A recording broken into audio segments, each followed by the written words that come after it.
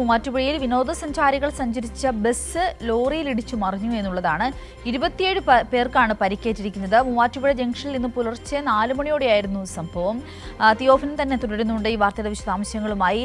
തിയോഫിൻ, ഒരു വലിയ അപകടമായിരുന്നു, പക്ഷേ ആരുടെയും പരിക്ക് ഗുരുതരമല്ല എന്നൊരു ആശ്വാസകരമായ ഒരു വാർത്ത നമ്മളെ തേടി എത്തുന്നുണ്ടെന്നാണ് ഞാൻ മനസ്സിലാക്കുന്നത്. എങ്ങനെയാണ് അപകടമുണ്ടായത്? അപകട കാരണം വ്യക്തമായിട്ടുണ്ടോ?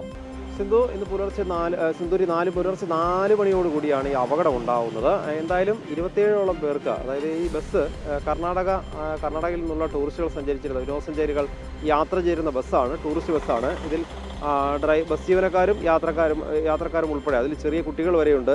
അങ്ങനെ 27 പേരാണ് ബസ്സിലുണ്ടായിരുന്നത്. എല്ലാവർക്കും ചെറിയ രീതിയിൽ പരിക്കുണ്ടായിട്ടുണ്ട്. പക്ഷേ ആരുടെയും പരിക്ക് ഗുരുതരമല്ല എന്നൊരു വലിയ ആശ്വാസമാണ് ഈ വാർത്തയുള്ളത്. പക്ഷേ വലിയ അപകടം തന്നെയായിരുന്നു. ഈ ബസ് മൂന്നാറിൽ നിന്ന് ആലപ്പുഴയിലേക്ക് പോവുകയായിരുന്നു. ഈ വിനോദസഞ്ചാരികൾ പോകുന്നതിനിടെ ഇതിന് പിന്നിൽ ലോഡുമായി വന്ന ഒരു ലോറി ബസ്സിന് പിന്നിൽ ഇടിച്ചു. ആ ഇടിയുടെ ആഘാതത്തിൽ ബസ് മറിയുകയായിരുന്നു. വളരെ പെട്ടെന്ന് തന്നെ മൂവാറ്റുപുഴയിൽ നിന്ന് ഫയർഫോഴ്സ് ഉദ്യോഗസ്ഥരെത്തി എല്ലാവരെയും ബസ്സിൽ നിന്ന് പുറത്തെടുക്കാൻ കഴിഞ്ഞു.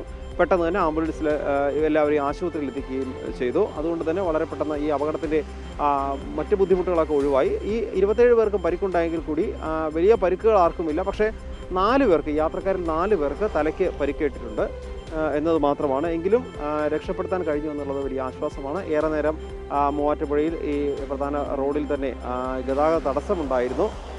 ഈ ക്രെയിനൊക്കെ വലിയ ക്രെയിൻ കൊണ്ടുവന്ന് ബസ് നിവർത്തിയ ശേഷം, മറിഞ്ഞു വീണ ബസ് നിവർത്തിയ ശേഷം പോലീസിൻ്റെ കൂടി, മൂവാറ്റുപുഴ പോലീസ് സ്ഥലത്തെത്തിയിരുന്നു. പോലീസിൻ്റെ കൂടി സഹായത്തോടു കൂടിയാണ് പിന്നീട് ഗതാഗതം പൂർവ്വസ്ഥിതിയിലേക്ക് ആക്കിയത്. എന്തായാലും ആശ്വാസകരമായൊരു വാർത്ത. വലിയൊരു അപകടമാണെങ്കിൽ കൂടി ഗുരുതരമായ പരുക്ക് ആർക്കുമില്ല എന്നുള്ളത് ആശ്വാസമാണ്.